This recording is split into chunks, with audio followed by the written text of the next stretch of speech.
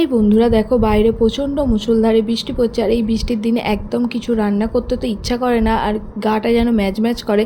তাও তো রান্না করতে হবে, খেতে তো হবে। তাই ভাবছিলাম কি রান্না করি। তো অনেক দিন ইচ্ছা ছিল ডিম করি, তো ডিম তো অনেক দিন করা হয়নি। তাই ভাবলাম আজ একটু ডিমের কারি করি। তবে ডিমের কারিটা একটু অন্যরকমভাবে করব, সাধারণের মতন ডিমের কারি করব না, একটু অন্যরকম করব। তো তার আগে চলো, ব্লিঙ্কিট থেকে কিছু সবজি অর্ডার দিয়ে দিয়েছিলাম। তার সাথে দেখো এসেও গেছে, যেমন এসেছিল ক্যাপসিকাম, আর সবজির সাথে দেখো একটা বেসনও অর্ডার দিয়েছিলাম। যেহেতু বর্ষাকাল পড়ে গেছে, তাই ভালো একটু পকোড়া বানালে কেমন হয়। তাই পকোড়ার জন্য দেখো কুমড়ো অর্ডার দিয়ে দিয়েছিলাম, আর বাড়িতে ছিল আলু। তো আলু আর কুমড়োর কোনো একটা পকোড়া করে নেবো। এইদিকে দেখো ক্যাপসিকাম, ধনেপাতা, কাঁচা লঙ্কা, টমেটো, ঢ্যাঁড়স আর একটু আমি পোস্ত অ্যাড করে অর্ডার দিয়েছিলাম, যেহেতু পোস্তটা এই ডিমের কারিতে লাগবে। তাই তো বললাম না একটু অন্যরকম ডিমের কারি করবো। আর এইদিকে দেখো গ্যাসটাও পরিষ্কার করে নিলাম, আর সবজিগুলোও কেটে নিয়েছিলাম। আর কি মিক্সার গ্রাইন্ডারে গ্রেট করে নেবো বলে করে নিয়েছিলাম দুটো মতো মিডিয়াম সাইজের পেঁয়াজকে ভালো করে কিউব করে কেটে নিয়েছিলাম। আর নিয়েছিলাম কিছুটা তোমার ক্যাপসিকাম, যেটাকেও কিউব করে কেটে নিয়েছিলাম। আর নিয়েছিলাম কয়েক কোয়া রসুন, সেটাকেও ভালো করে মিক্সার গ্রাইন্ডারে বেটে নিয়েছিলাম। তার সাথে অ্যাড করেছিলাম টমেটো। আর এইদিকে দেখো ভালো করে বেটে নিয়েছিলাম। আর এই থালাতে দেখো কিছুটা মাছ ফ্রিজে ছিল, তাই ভাবলাম মাছটা একটুখানি ঝোল করি। তো সিম্পলভাবে করবো। পেঁয়াজ কেটে নিয়েছিলাম, আলু কেটে নিয়েছিলাম, আর একটু ধনেপাতা দেখো একদম অল্প সীমিত, আর একটুখানি কাঁচা লঙ্কা নিয়েছিলাম, আর একটু টমেটো নিয়েছিলাম। আর এইদিকে দেখো চালও বেটে নিয়েছি। আর এইদিকে দেখো কাঁচা লঙ্কা বেশ অনেকটা বেটে নিয়েছি। এবার চলো রান্নাটা বসিয়ে দিই। তো ফ্রাইং প্যানে দেখো গ্যাস অন করে ফ্রাইং প্যানে তেল দেওয়ার পরে মশলাটা দিয়ে দিয়েছিলাম। তো বেটে রাখা মশলার মধ্যে ছিল পেঁয়াজ, টমেটো, ক্যাপসিকাম আর কয়েক কোয়া রসুন, ওই ধরো 7 থেকে 8 কোয়া রসুন বেটে দিয়ে দিয়েছিলাম। এবার এটা একটু ভালো করে মশলাটা তৈরি হোক। তো চলো ততক্ষণ মাছটাও ভেজে নিই। তো মাছ ভাজা আর কি তোমাদের সাথে শেয়ার করব। দেখো মাছটা ভাজতে দিয়ে দিলাম, দুটো মুড়ো ছিল আর দুটো ডাগা ছিল।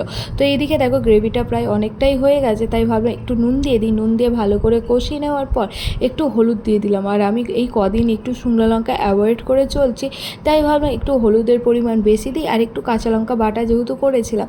আর দেখবে বন্ধুরা, কাঁচা লঙ্কা বাটা দিয়ে রান্না করলে টেস্টটাও একটু আলাদা আসে। হ্যাঁ, তোমরা বলবে সিলে বাটা, সিলে তো আর সবসময় বাটা যায় না, তাই না বলো? মিক্সার গ্রাইন্ডারের যুগে আর সিল বাটা যায়? তাই ভাবলাম একটু মিক্সার গ্রাইন্ডারে কাঁচা লঙ্কা বেটে নিই, আর ওই মিক্সার গ্রাইন্ডারে কাঁচা লঙ্কাটা ভালোও বাটা যায়। আর এইদিকে দেখো মাছগুলো এক পিঠ হয়ে গেছে, তো অন্য পিঠ করে নিলাম। আর ওইদিকে দেখো একটু চাও বসিয়ে নিলাম। তো রান্নাটা যতক্ষণ হবে চাটাও হয়ে যাবে। চা হয়ে গেলে কি হবে, ভাতটা বসানোর পর একটু চা খেয়ে নেবো আমি আর আমার দিদি মিলে। তো এইদিকে দেখো গ্রেভিটা অনেকটাই হয়ে গেছে। তো তারপর একটু কাঁচা লঙ্কা বাটা দিয়ে ভালো করে কষিয়ে নেবো, ওই ধরো 2 থেকে 3 মিনিট। আর এই রান্নাটা একদম কষিয়ে কষিয়ে করলে এত অসাধারণ টেস্ট হয় কি বলবো। আর এই রান্নাটা একদম অন্যরকম, সাধারণ রান্নার থেকে মানে ডিমের কারির থেকে একটু অন্যরকম করার চেষ্টা করেছি। সব সময় একই ডিমের কারি আবার ভালো লাগে না, তাই ভাবলাম একটু অন্যরকম করি, কাঁচা লঙ্কা বাটা মশলা বেটে করা। তো তাই করলাম। আর একটা ডিমের কারি আমি রান্নার রেসিপি জানি, সেটা তোমাদের সাথে অন্য একদিন শেয়ার করব। আর কি বলো তো, সত্যি কথা বলতে আমার ডিম ভাজাটা ভালো লাগে, ডিমের কারি বা ডিম সেদ্ধটা আমার অত পছন্দের নয়। তাই আমি ডিমের রান্না একটু করাটা কম করি, কিন্তু বাড়ির সবাই কি বলো তো একটু ডিম খেতে ভালোবাসে, তাই তাদের জন্য স্পেশালি করা।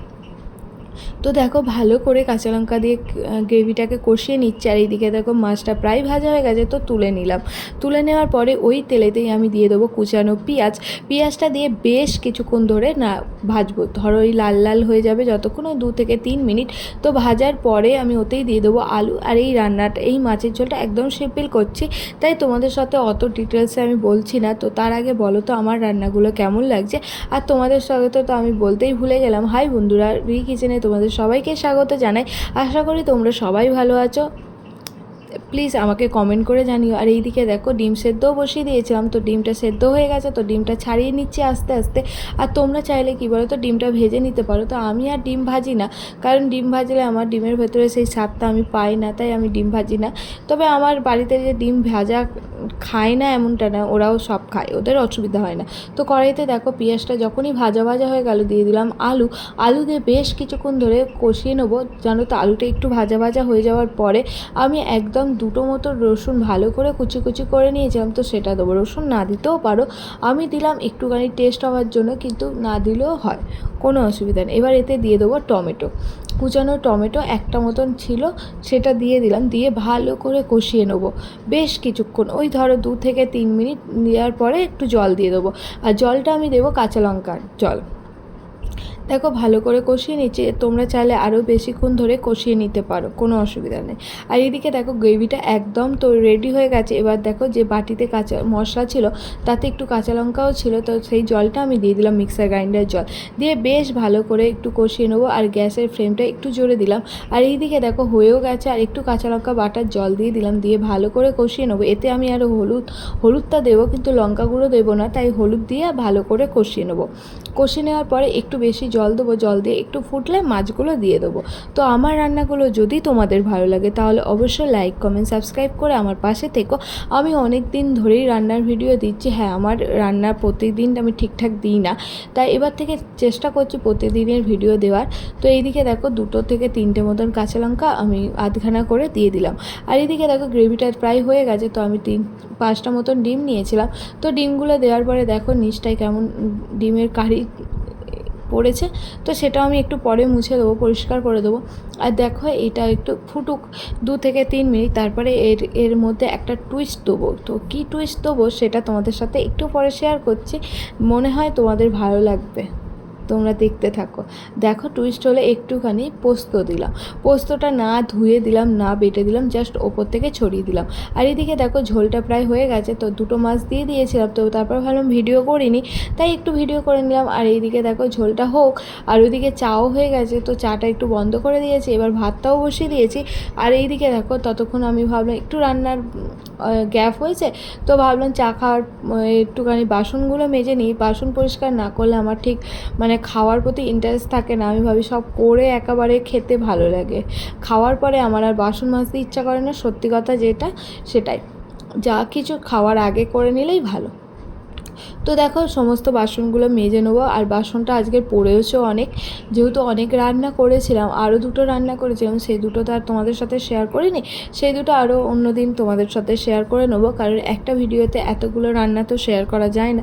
তাই ভাবলাম এটা করলাম, তাই এটা পরে আবার তোমাদের সাথে কথা করব। তো বলো তো এই বর্ষাকালে তোমরা কী কী খেতে ভালোবাসো? আমার তো কিছু খেতে ভালো লাগেও না, রান্না করতেও ভালো লাগে না, কিন্তু রান্নাটা যেহেতু আমার খুবই মানে ভালো লাগার জিনিস, না করলে না কেমন একটা অস্বস্তি হয় শরীরের মধ্যে, তাই ভাবলাম চলো রান্নাও করি, বাসনও মাজি, আর রান্নাঘর পরিষ্কার করতেও আমার খুব ভালো লাগে। দেখো বেসিন টেসিন একদম পরিষ্কার শুকনো করে আমি চা খাবো তবু ভালো, কিন্তু একদম না পরিষ্কার করে চা আমি একদম খেতে পারি না। সকালবেলা একবার চা খাওয়া হয়ে গেছে, যেটা দিদি করেছে, তো এইটা একটু রান্না বসিয়ে যতক্ষণ ভাত হবে ততক্ষণ আমি একটু চা খেয়ে নেবো। আর এইদিকে দেখো বাসনগুলোও ধুয়ে নিচ্ছি, তো আর কোনো কাজ নেই, এবার শুধু ভাত বাড়া আর খাওয়া ছাড়া আর কোনো কাজ নেই। তো তারপরে রাতেও কোনো কাজ নেই, যেহেতু একবেলা রান্না করি আমি আর একবেলা দিদি করে নেয়, কোনো অসুবিধা হয় না। তো দিদিও অনেক ভালো ভালো সুন্দর সুন্দর রান্না করে, সেগুলো একদিন তোমাদের সাথে শেয়ার করব। তো দেখো আমার বাসনগুলো পরিষ্কার করে ধোয়া গেছে, ঠিক দেখতে এইরকম হচ্ছে। তো কেমন লাগলো আমার রান্নাগুলো তোমরা কিন্তু কমেন্ট করে জানিও। আর এইদিকে দেখো মাছের ঝোলটাও হয়ে গেছে, তো এবার গ্যাসটা আমি বন্ধ করে দেবো। এইদিকে চাও হয়ে গেছে, এবার চাটা ছেঁকে নেবো। আর ওইদিকে ভাতও বসিয়ে নিয়েছি, সবে যেহেতু বসিয়েছি, এখন ভাত হতে অনেকটাই দেরি আছে। আর এদিকে দেখো ডিমের গ্রেভিটাও হয়ে গেছে, তো কেমন দেখতে লাগছে অবশ্যই কমেন্ট করে জানিও। আর ডিমের এইরকম টুইস্ট রান্নাগুলো তোমাদের যদি ভালো লাগে তাহলে অবশ্যই আমাকে কমেন্ট করে জানিও, আমি তোমাদের নতুন নতুন রান্নার ভিডিও শেয়ার করব, কি ভালো লাগছে না লাগছে। আর আমার রান্নাগুলো যদি তোমাদের ভালো লাগে তাহলে অবশ্যই লাইক করো। আর দেখো বেড়েও নিলাম, এবার আমরা খেয়েও নেবো। তো আজকে রান্নাটা কেমন লাগলো, আর আশা করি তোমরা খুব খুব ভালো থাকবে। আবার দেখা হচ্ছে কালকে। ধন্যবাদ।